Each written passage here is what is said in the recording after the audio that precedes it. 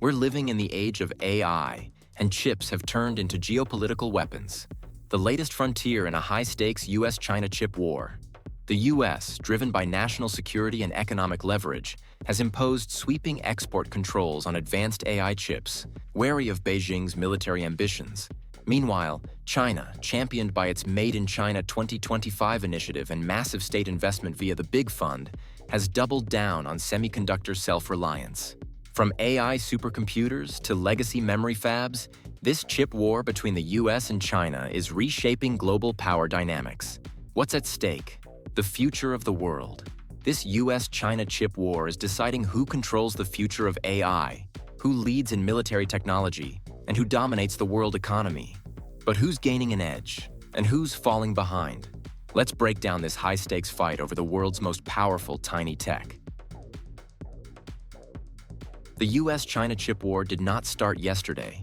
It's rooted in a series of strategic moves, government policies, and rising tensions spanning the past decade. The modern phase of the chip war between the US and China began in 2018, when the US took decisive action under the Export Control Reform Act. These measures blocked advanced semiconductor technologies and equipment, such as lithography tools, from being sold to China. The target was clear: disrupt China's ability to build top-tier chips with military uses. For instance, the Dutch firm ASML was barred from exporting EUV machines critical for cutting-edge chip making. Such controls also aimed at Chinese firms like ZTE and SMIC, signaling that chip exports were no longer just business, but central to the national security of the US. The Trump-era export rules laid the groundwork, but in October 2022, under President Biden, they were expanded and aligned with allies like Japan and the Netherlands.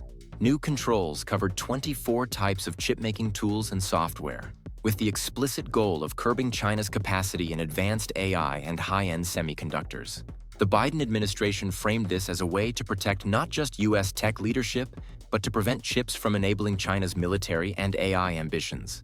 The package included $39 billion for grants, loans, and incentives to build fabs in the US, $11 billion for advanced semiconductor research, $24 billion in tax credits to support domestic manufacturing, and additional funds for workforce training and standards initiatives. Critically, the law prevented recipients from using federal dollars to materially expand semiconductor production in China, especially for non-legacy chips. But Beijing's response only intensified the US-China chip war. Since 2014, China's Big Fund has been the engine of Beijing's chip plans. Phase 1 raised around $21.8 billion, investing heavily across design, fabs, packaging, and equipment. Phase 2 raised $29 billion, with a more conservative focus on strengthening the whole supply chain and supporting leading domestic firms. But Phase 3 broke all the records, raising roughly $47.5 billion, targeting fabs, equipment, materials, and, crucially, AI-dedicated chips. In January 2025, Beijing also unveiled a 60 billion yuan AI investment fund, a joint effort with Big Fund Phase 3. All of this builds on Made in China 2025, a sweeping plan introduced in 2015 to move China from being the world's workshop to a technology leader. Semiconductors were a top priority. China's goal was to reach 70% domestic content by 2025 to win the ongoing US-China chip war. But despite China's efforts, the US maintains a solid lead in cutting-edge logic and AI chips, thanks largely to companies like TSMC, NVIDIA, AMD, and Intel. In this heating US-China chip war, TSMC accounts for roughly 54% of the global contract logic chip market, reinforcing its role as the backbone of high-end chip production for US clients. In the US, support from the CHIPS Act has accelerated reshoring efforts.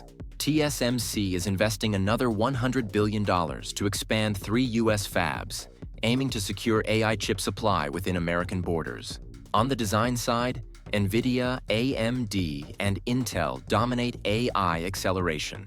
NVIDIA's GPU-based AI chips power most large language model training and inference workloads, with market toeholds well north of half of all global GPU compute capacity. China, however, remains several years behind in developing truly advanced AI logic chips. Analysts estimate China is lagging by about 3 to 5 years in both node size and architectural innovation. But someone is helping China. Despite US export limits, NVIDIA plans to release a stripped-down version of its Blackwell RTX Pro chip in September this year, designed specifically for the Chinese market. These chips omit features like high-bandwidth memory and NVLink, allowing NVIDIA to stay compliant with US rules while retaining a presence in China. And because of that, China has made significant progress in legacy semiconductor segments such as memory and mature node processes. Companies like YMTC and CXMT have benefited from state support and subsidies that have accelerated their domestic capacity expansion. Still, some analysts warn that not all expansions are prudent. A number of Chinese fabs are classified as zombie fabs, plants operating at subpar utilization rates. While legacy nodes don't match advanced ones in technical flair, they are vital to everyday electronics and critical for China's goal of supply chain self-reliance. Moreover, Chinese companies, such as Tencent, have used cloud-based services like AWS in foreign regions to access advanced chips and tools, effectively circumventing export controls. The US has responded by modifying Bureau of Industry and Security (BIS) rules, narrowing license exceptions like the valid end-user status, and expanding the types of equipment requiring review. But who's gaining what in this heating US-China chip war? As of July 2025, the chip war between the US and China took an unexpected turn. In early July, the US rescinded export restrictions on electronic design automation software to China, the tools critical for chip design. This includes packages from Synopsys, Cadence, and Siemens, which together command about 70% of China's EDA market. Shares of Synopsys and Cadence surged roughly 5% following the announcement. This move came alongside a framework agreement in which Beijing agreed to ease rare earth export restrictions, indicating a temporary de-escalation in the US-China AI war. But despite this pause, both nations pressed ahead with strategic bets. The US has committed to tripling domestic chip production by 2032, backed by CHIPS Act incentives, aiming for a 30% share of the global semiconductor market. Meanwhile, China is accelerating the construction of dozens of new factories, especially in legacy and mature node segments. By the end of next year, Chinese fabs may hold 28% of global mature node output, climbing to 39% by 2027, raising concerns about oversupply. Analysts forecast China could dominate as much as 75% of global legacy chip production by 2027, assuming it maintains its expansion trajectory and geopolitical position, especially in Taiwan. Moreover, China controls around 80% of the world's rare earth refining capacity, giving it tremendous leverage in global supply chains. This dominance helped spur America's initial EDA software restrictions, but also led to the present trade deal, where rare earth concessions triggered reciprocal easing. However, concerns over overcapacity persist.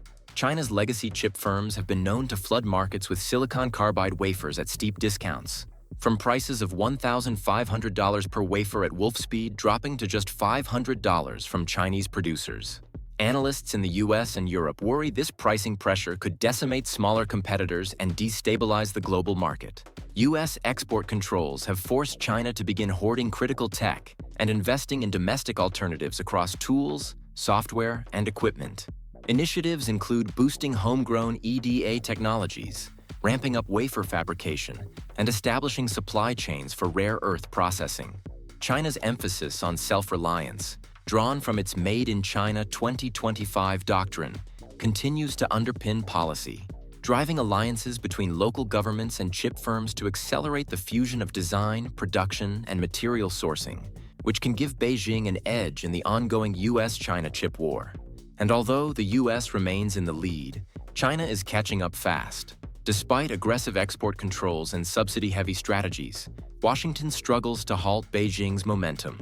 China's model, cheaper production, economies of scale, and focused cost efficiency is hurting US and European firms most, flooding markets with low-cost legacy and silicon carbide chips.